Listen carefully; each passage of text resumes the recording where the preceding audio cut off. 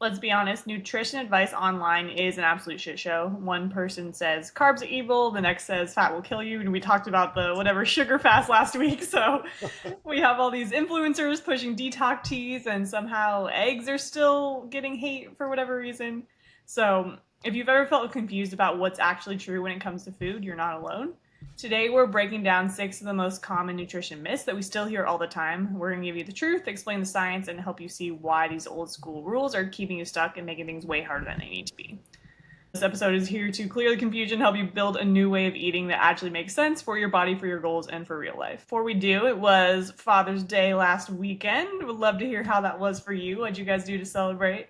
Yeah, I enjoy the Father's Day. I have two amazing daughters, so it was fun. I enjoyed it. I went out for barbecue at a little place here downtown. Fantastic barbecue. It was great. I was kind of raised. I don't know if I was raised, but I just always felt like I had to finish my plate type of thing. And I was talking to my client because he was kind of the same way. He was like, I can't not finish my food. And the girls like didn't eat all their ribs and they didn't eat all their wings. And I was like, well, I've got to finish this off. And so it was fantastic, but man, I was stuffed afterwards. But I enjoyed the company, obviously, and we had a great time. And it was a nice Sunday. Went to church and just a nice, relaxed day. So I enjoyed it. And of course, I got to talk to my dad, which was fantastic. And so both my parents, they're great people, but they're so stubborn. Like, and they're funny because I was talking to my dad and like, hey dad, what's going on? And he was going to meet up with my brother and his family for dinner, but he was like, yeah, we're just enjoying it. I talked to him early in the morning. He was like, we're enjoying a nice breakfast. And he was like, I don't know what you call like a 90s breakfast, because I've joked around with him before. And I was like, well, what'd you have? And he's like, well, we had a nice bowl of oatmeal and a big glass of orange juice. And I'm like, Dad, where's your protein? He's like, Zero protein. we got protein in. I was like, well, tell me about it. He's like, well, there's some nuts in there. And I was like, and I don't give him like a hard time. He knows what I'm going to say. And I was like, well, I mean, of course, the orange juice, was this freshly squeezed? He was like, no. He goes, don't worry about it, Laurence. I already got rid of it. What do you mean? He goes, I drank it already. He's a funny guy. He'll say silly stuff like that. But it's so funny because I'll tell him things like, hey, I'd love for you guys to get more protein in. And he was like, I know. Protein is fantastic. You got to get a lot of it. And I'm like, oh, great. So you're going to add something? He's like, no, I'm good. And I'm like, all right, well, it is what it is. But so it's just funny because they'll everything I tell them, they're like, oh yeah, we totally agree.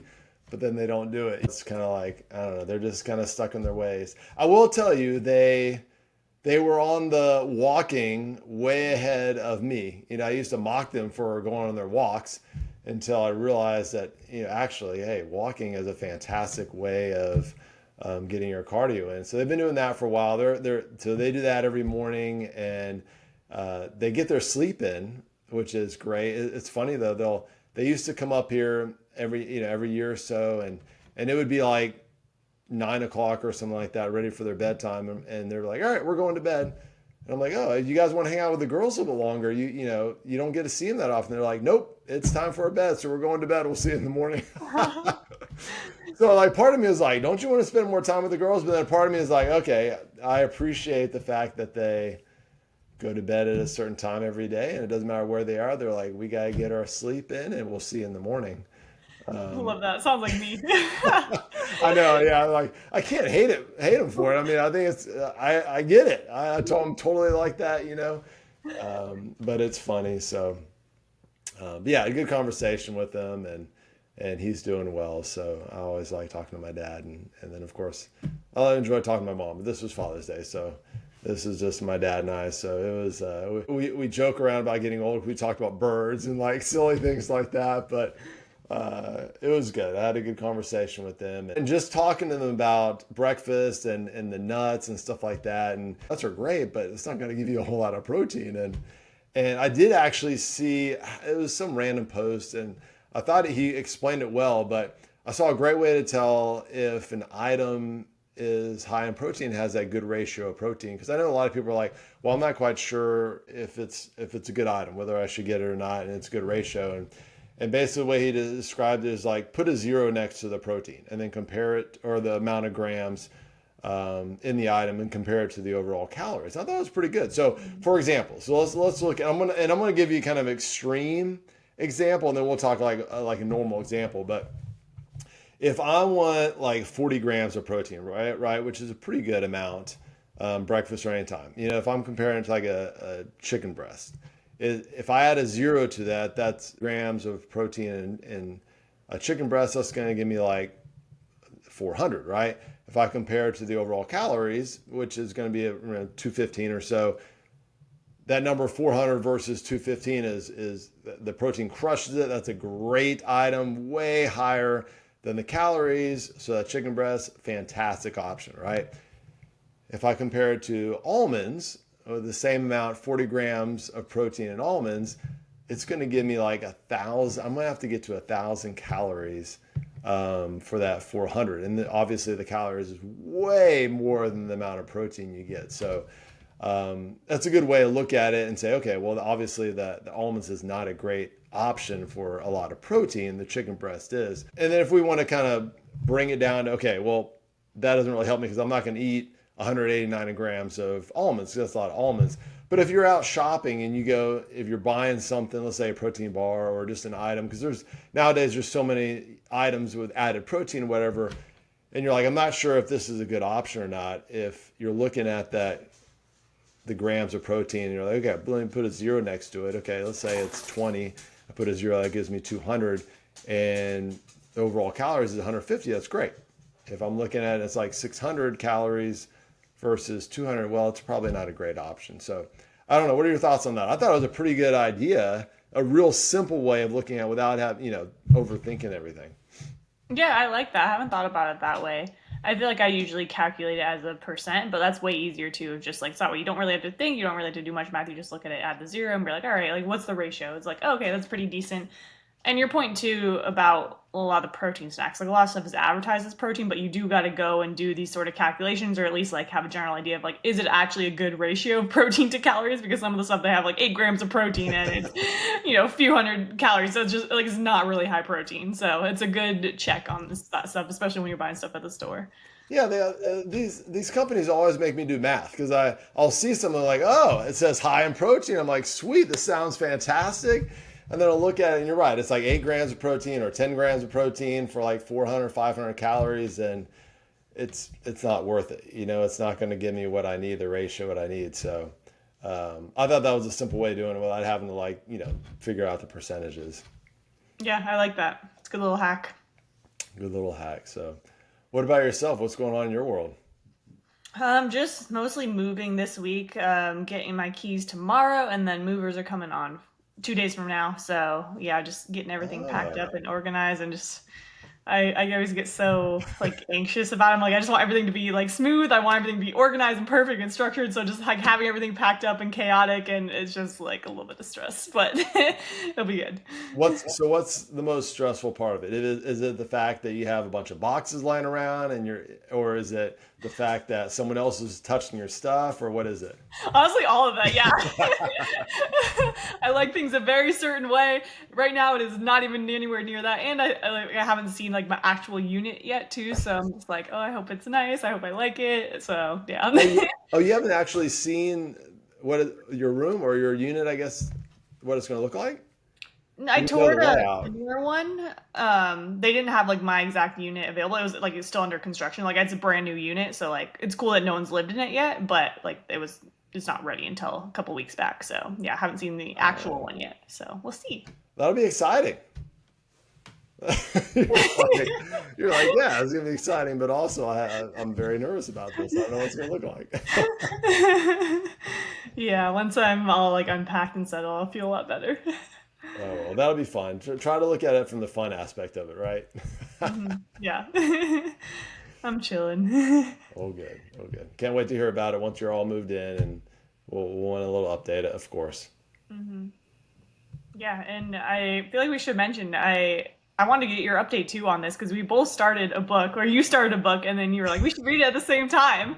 And so I want to get your take on your update so far and where you're at with it. It's for one, for everyone knows, it's what's it called? How to Win Friends and Influence People, right? Yeah, by Andrew Carnegie, right? That's I don't have it in front of me, but hopefully I said that correct. Yeah, I'm done. Oh, I damn, yeah. it is, so this is a book, I think it was like released in like the 30s or something, wasn't it? Mhm. And of course, like copyright, it's updated and stuff like that. But I thought it was fantastic. I thought there was so many really good, relatable takeaways that you could use in just everyday life. And I'll be honest with you, I don't love the title Mhm. because it kind of sounds like manipulative, I guess, in a way, like how to win, friends and influence other people.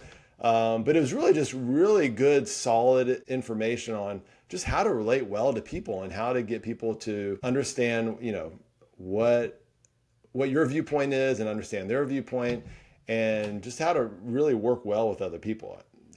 The way I looked at it, so I thought there was some really good information in there. So you started it yet? Oh yeah, yeah. I'm like probably about halfway done, like 100 pages in or so. Oh, okay, good. So yeah, making my way there. I did warn you I was gonna be a little bit slower than you, to be fair. Well, I think I might have started a little bit ahead of you as well, and so yeah, I thought it was a great book. I loved it. It's one of those things too. Like I want to go back and look at it again. Like it's not something you just read through and you're like, all right, I got everything. There's so much information involved. You want to kind of go back and kind of look at it again. But I thought it was a fantastic book. Honestly, it might be one of the best books I've ever read, to be honest. Just I feel like it's very easy to read, which I like. Some books I just like nothing gets absorbed. I feel like that's been my struggle with reading, but this one like everything's hitting, like it just communicated really well, like super simple tactical items. And like it just seems so simple, but it really is so profound and so powerful. So yeah, I feel like a lot of good takeaways so far, and it's stuff that I already am trying to implement too, and some of the stuff is a good reminder. But yeah, really solid book. I've been thoroughly enjoying it, so it was a good recommendation. Yeah, yeah. I've heard many people before have said, "Oh, this is a great book to read," and so yeah, I'm glad you're enjoying it. I can't wait to hear about it when you're done. But yeah, anyone out there that wants to read it, it's a fantastic book. Definitely recommend it. Yeah, definitely. Yeah, other than that, only other news is I had quite the scary incident at the gym. I dropped a 25-pound plate on my foot and I was like What? freaking the fuck out. Yeah. You like completely just dropped it Yeah, it was on like your foot? pretty high up too because it was like on the squat rack, like on the sides, and like it Yeah. was just like barely hanging on, like it was like kind of over like the edge of the like where it sits, and so like I went to grab it and it just fell off and landed directly on my foot. Oh my gosh. Did you break it, or I mean, did you go to the doctor? Or you just like, oh, it hurts, so I'm just gonna deal with Should it. I go to the doctor? Even if I'm dying, I will not go to the doctor. Not medical advice. Yeah, um, don't listen to us when it comes to whether you should see a doctor or not. One time I like sliced up my thumb, it's like hanging off, and I called a friend. I was like, "Hey, your wife is really pretty much a nurse. Like, should I go see a doctor?" And he's like, "Hell yeah, you should be in an emergency room right now, dude." I was like, "All right, wrap it up. Let's go to the emergency room." It was like, yeah, sounds about right. okay, so what are you doing for it? I got really lucky. Nothing. I don't think anything was broken. I was panicking. Well, for one, that was before I started my workout. I was literally like getting weights to start my workout. So I was like, "Fuck, man, how am I supposed to do leg day?" So I did go and finish leg day, which probably wasn't the smartest move, but it was there. But it definitely like it hurt really bad. Like it's still bruised pretty bad. Like I still can't like move like fully, but I don't think anything's broken. Like I was able to play volleyball and do everything. So I feel like I got really lucky that I'm good. everything's somehow fine. But yeah, I was definitely freaking out for a while there, especially mid workout. Like it was just like so swollen, like through my shoe. And I was just like, oh man, like it's over for me. You know what though? I think that mindset is awesome. Where you're like, okay, I got leg day. Might have broken my foot, but I gotta finish this. I mean, I can't just like not do my leg day, Yeah, right? if I'm gonna be out, I might as well go out with a bang and finish leg day first. Yeah, I don't know. I mean, I'm sure a lot of people are like, I don't know if that's being awesome or being stubborn or reckless or whatever, but I've done the same thing. Like I've like hurt my back, and then I'm like, all right, I got to try another set, see if I actually really did hurt my back. It's like I got to see where we are right now. Yeah. Oh my Yeah. gosh.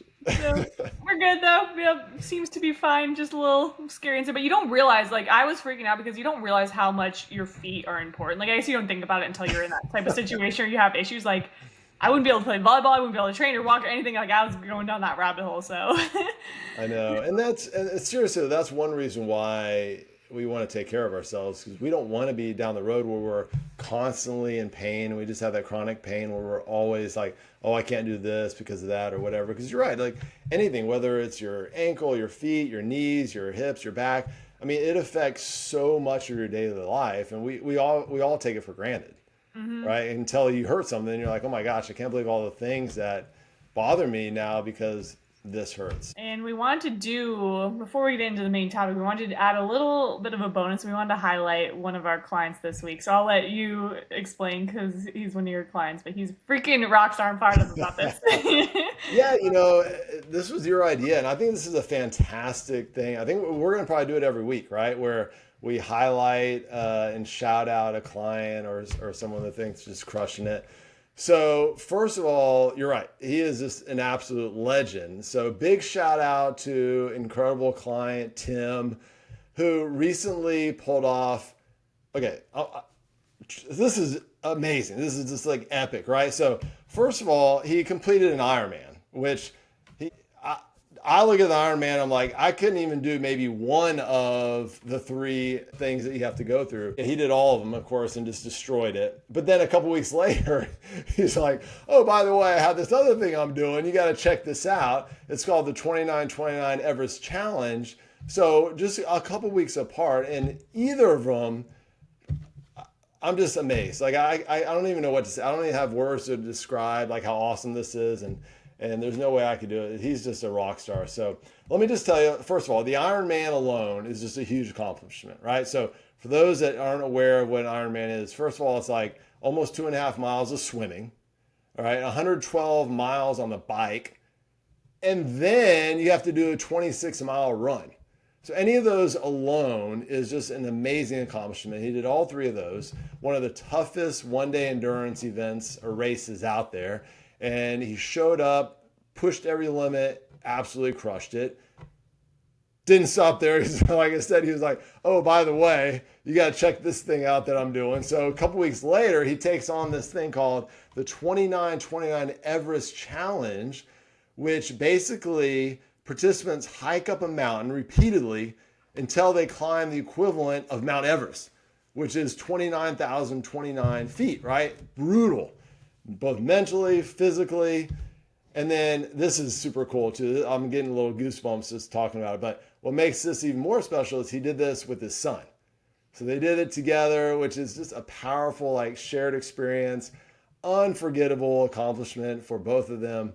And I mean, I don't even know how to describe it. It's just so amazing. I'm just so in awe of his accomplishments. So two very different tests of endurance, strength, heart. I mean, he's just an absolute legend. So we are just beyond proud of you, Tim. Amazing. I mean, I'd go on and on about how awesome you are, but what an accomplishment. So cool.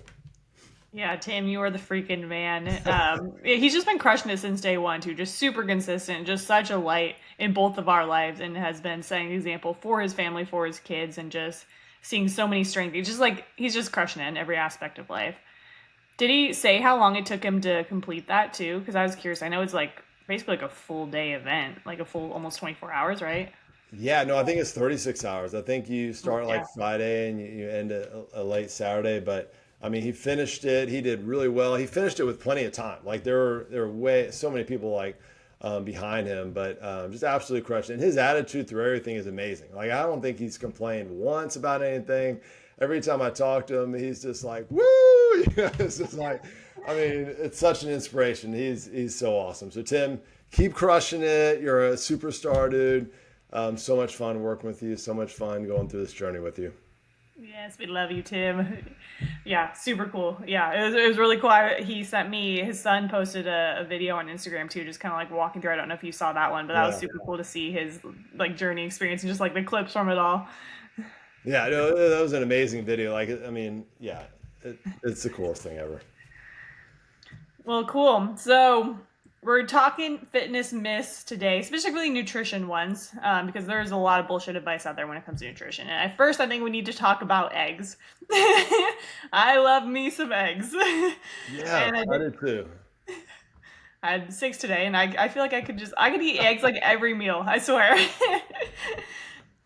Anyways, for years people were told to avoid them because they quote unquote raise cholesterol or quote unquote are bad for your heart. But the truth is, eggs are one of the most nutritious foods you can eat. They are packed with high quality protein, vitamins, antioxidants, and healthy fats.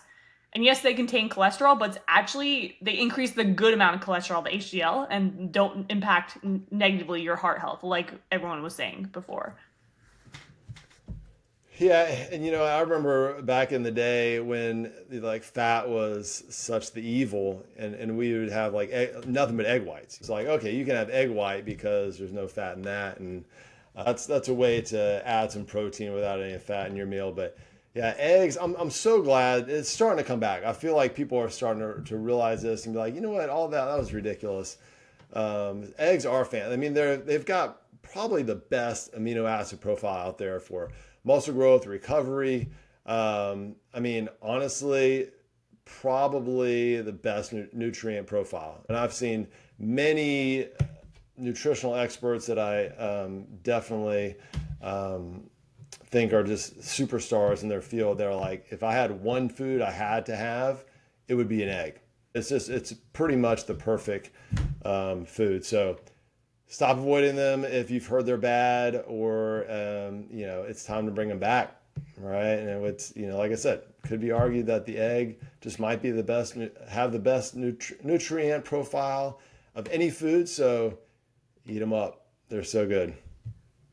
Yeah, I was thinking that too. I'm like, if I had to pick one thing that I would eat the rest of my life, it probably would be eggs. Like steak would be a close second, but I feel like eggs there's so much versatility too. So I feel like that would have to be the move. Yeah. So how do you like your eggs? I usually do scrambled, but Okay. I'm not opposed to any type. Yeah, I think I love scram. I mean, I love any kind of egg, but I think and hard-boiled eggs too. We've talked about this before. A fantastic snack, so Mhm. easy to do, and even now, a lot of times you can grab them on the go. They're already pre-made, like in a package. But I think sunny side up was always my go-to, and it's probably my go-to now. Get that oak like flowing over everything. I love it. So That good. is good. Yeah. I think I've eaten eggs literally every day for like the past I can't even keep like years and years. That's the one thing that's been so consistent. Yeah, they're so good for you. So good for you. All right, so the next one is that all calories are created equal, right? And so calories in versus calories out matters in weight loss. And we've talked about this before, and that's very important. And you've seen sometimes where people are like, well, I'm going to go on like a McDonald's diet, or I'm going to go some crazy diet, and they lose some weight because they're eating less than they're expending, right? But eventually they all gain it back, or they have a lot of health issues, or they don't feel good, or something like that, right? So the quality of the calories really do matter, right? And 100 calories of protein is going to impact your body way differently than 100 calories of sugar. So even if someone's like, well, it's the same amount of calories, your body's going to respond differently to it, right? So the food quality affects your energy levels, it affects your hunger and metabolism, just overall health. And again, that's why we talk about like processed foods versus whole foods. You can look at two different items and say, well, this is a couple hundred calories, well, this is a couple hundred calories, but it's just not the same, right? So hitting your calorie target is important, but we can't neglect the nutrient dense foods that are actually going to fuel your body. Yeah, people get so caught up in the if it's your macros way of eating, which again, macros, like you said, calories in versus calories out is important, but it's like so the quality matters too. So we need both, and you can't just go right to just eating whatever you want as long as you're hitting your calorie goal. And I feel like that's become more popular. Just at least I see that all the time on Instagram, especially with all these companies that are making all these like sugar-free stuff or like low cal. Like you see all of those like healthy like they try to make alternatives to these foods that are lower calorie, lower sugar, whatever it is, but there's just a bunch of artificial sweeteners added stuff in there. So it really does affect your body and the way that you're showing up. And so it's very important to really pay attention to the quality of foods that you're eating. And I learned that firsthand with the elimination diet. We kind of talked about this on last week's episode with finding the foods that worked optimally for your body and just really going through and realizing, like, yeah, I was lean, I was in okay shape before when I was eating whatever I want, but I felt like shit and I was depressed and I was relying on medications. And it wasn't until I actually paid attention to the quality of those foods and switched to more whole foods and eating that as a normal baseline to where I saw those shifts, and that allowed me to see that much more progress in every area of my life, including physically in the gym. So myth number 3 is you can only absorb 30 grams of protein in one meal. This makes me laugh.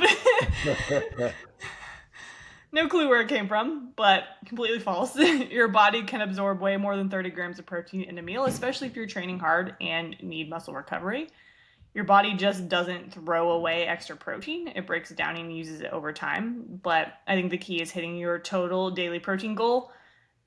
That's going to be way more important than how much you're eating and what's eating or where it's getting broken out to. As long as you're hitting that general goal through the day, that's what matters most. Yeah, I don't know if there's actually any solid research that says there's actually a limit to how much you can have. Now, I will tell you, it's like with anything, right? Sometimes if you eat, let's say you're like, oh, I'm going to have one meal and I'm going to have like 200 grams of protein. Your body may not be able to digest it well. And so, not that it can't use it, but you may not feel great afterwards. So, I mean, that's something you can kind of play with. So, everyone's a little different. You might want to kind of play with it, but I mean, you really can't go overboard. Anytime I'm talking to clients about adding extra calories or how they're going to do their meal plan throughout the day, I mean, you really can't go wrong with adding more protein. I mean, there's a lot of meals where I'll have 60, 70 grams of protein and I feel fantastic. I don't have any digestive issues. And again, everyone's a little different, so you kind of have to experiment and play with that. But yeah, it's so much harder if you have that limit. You're like, oh my gosh, I can only get 30 to 40, and trying to spread that out. I mean, everyone has a little bit different lifestyle, and sometimes you may need to get more in. And I'll tell you, you start the day off with 50 to 60 grams of protein, and it is just a phenomenal way to start off the day.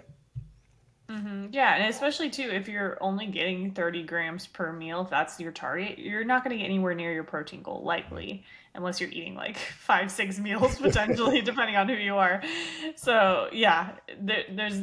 I think it's good too that you said like pay attention to how your body responds to stuff. Yeah, it's probably not going to be super effective to go eat 200 grams in one meal. It's just a lot of food in general for your body to process and digest in one sitting. So that type of stuff does play a role, but other than that, get your protein. Get that protein in, eat as much as you want, enjoy it. Mhm. Yep. All right, so the next myth is you need to do some kind of detox or do some kind of juice cleanse to lose weight. And you've seen this a lot of times, and a lot of times companies will sell it, and it's almost like a kind of rotational thing. Like every few months, you have to cleanse out your body. I don't know who's listening to this right now. It's like, oh, I love the detox or the juice cleanse, but you don't need it. You don't have to do it. And so, any kind of diet cleanses or shake cleanses or detox teas, anything like that where they tell you have to have these to lose weight, then they're just trying to scam. They're just trying to sell you something, right? So we already have a built-in system, right? A built-in detox system, which is our liver and kidneys, and that's their job and that's their function, right? So you don't need an overpriced tea or a week of drinking only juice to cleanse your system. It's just a way to sell you something, really. Yeah, no, I love that. It's like your body does that automatically. That's your body's built to do this. And I think the part of the reason why people get into those type of detoxes or cleanses is just because they know they've been eating the wrong things and they're just like not happy where they're at. Like I need to go all in. I need to commit to something. Like, I'm ready to make this change. And so like, all right, what's the most like I need to reset basically. And they're just ready like, the 0 to 100, that extreme mentality. And that's where people get stuck to and want to go to that. But yeah, the cleanses might make you lose weight temporarily, but I guarantee it's just water weight and muscle loss potentially from not eating enough protein, not eating enough nutrients in general. And so, if you really want to detox, just focus on the basics: eating whole foods, drinking water, sleeping well, exercising. That's what actually helps your body function at its best. And I think you end up setting yourself up for worse results and just a harder time long term if you go the route of these quick fixes with some sort of tea or diet or detox or whatever it is. Because the more you go through these restrictive diets, the harder it becomes to lose weight. Because every time you drop a few pounds, whether that's the water weight or just like you lose a little bit of fat and muscle just from being on those restrictive diets, then when you inevitably gain it all back, you're gaining back more fat mass. And so you're basically just putting yourself in a worse body composition each time, and then it becomes harder and harder to actually lose the weight. So stick to the basics. Your body detoxes automatically. We don't need to go to these extreme approaches to see the weight loss that you want. And not to mention, it's just miserable. Like, who wants to drink like those bland shakes every day or whatever yeah, it's just not fun. Not necessary. I know. And a lot of these diets or these different detox plans, things like that, people will say, oh, I lost a lot of weight on it. And usually what happens is it's because they're just taking way less calories, right, than they're expending. And so, of course, they're going to lose some weight. But to your point, it's not sustainable. And you're not going to want to keep doing this. And your body actually is not going to be able to sustain it for the rest of this time, your life forever anyway. And so you will end up gaining that weight back.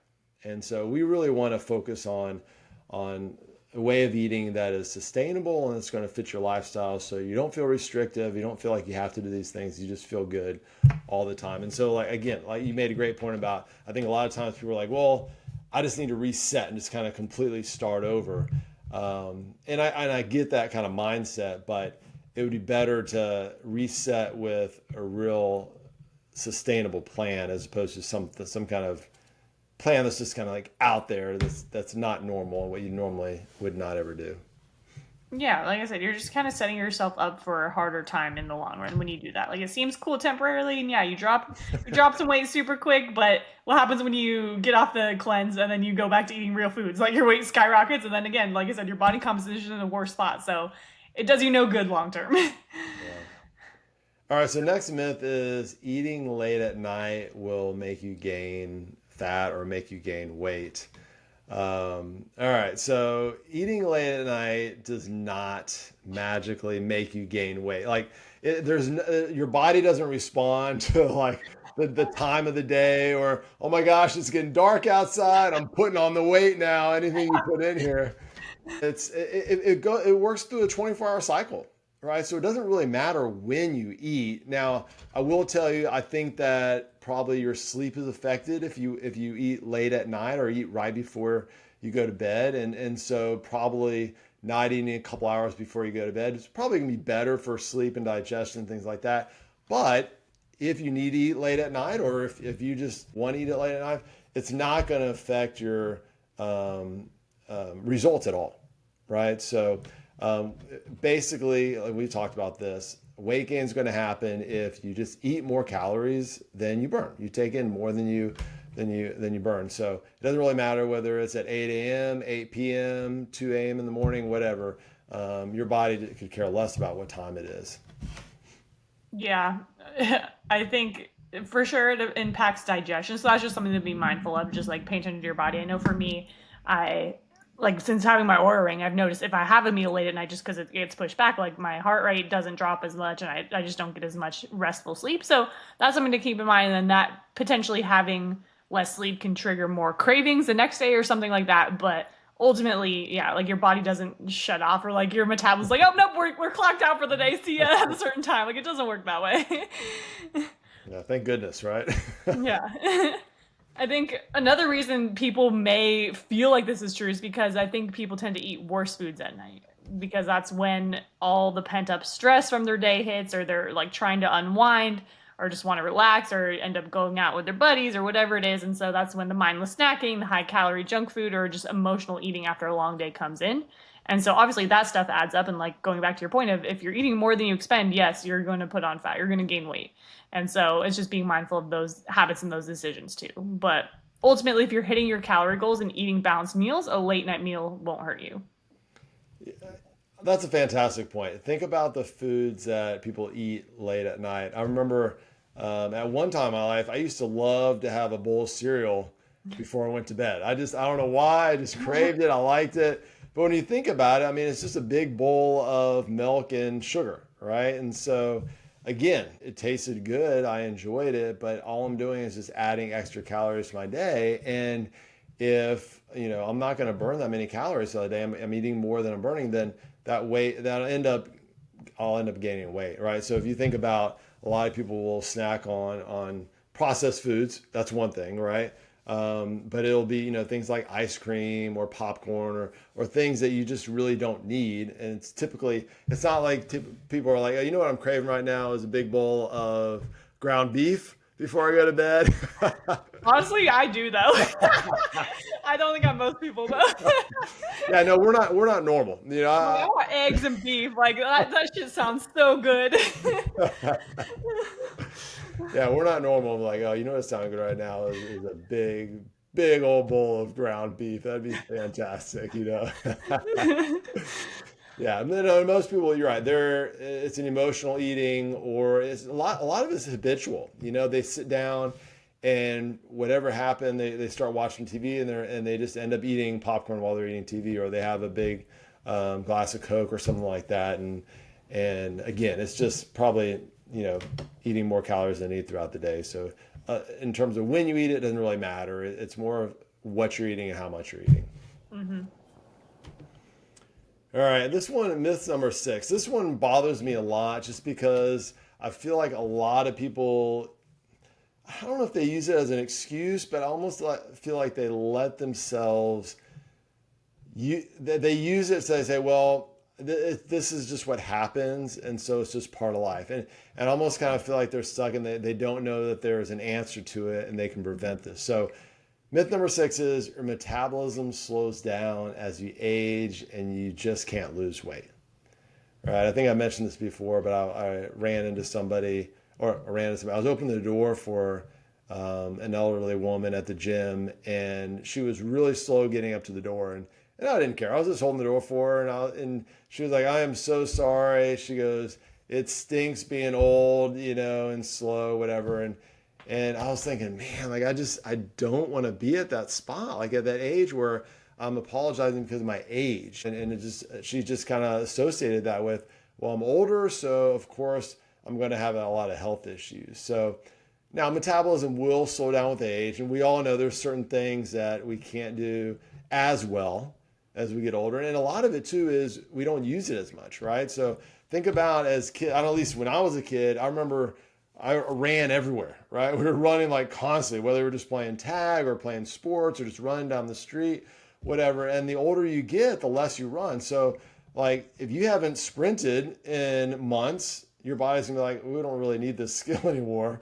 And so there's a good chance you're gonna get hurt, right? It's not because you're older, it's just because you stopped using it, right? And so staying active, strength training, prioritizing protein, all that's gonna help maintain that healthy metabolism well into your older years. And so I think, again, the real problem is just the reduced activity levels, and the muscle loss is not really because of slower metabolism, because of age. It's just we're not taking care of our bodies like we should. And so we got to continue to focus, not worry about how old we are. I'm almost 50, a couple of years from 50, and I feel fantastic, and that's, not being arrogant. It's just, hey, I'm really trying to do what I can every day to take care of my body. I feel fantastic, and there's no limiting factors right now. And that's my goal, to continue to be like that. Right. And so that's what I focus on. I focus on building muscle, right? Being active, eating a really balanced diet, high in protein, and that's going to keep my metabolism going for a long time. Mm-hmm. Yeah, people don't realize your metabolism is something that you can change and you can build. So even if it has gotten to a point, like a lot of clients come to us and they're eating, 1,500 calories, 1,600 calories, like their metabolism is a bad spot because of their habits and routines over the last few decades. And that's okay. Like, yes, it may slow because of age a little bit, but mostly it's due to your habits and your lifestyle. Like you said, if you don't use it, you lose it. But it's something that you can change and build. So regardless of that point, we can build it back up to a place where it's firing and it's healthy.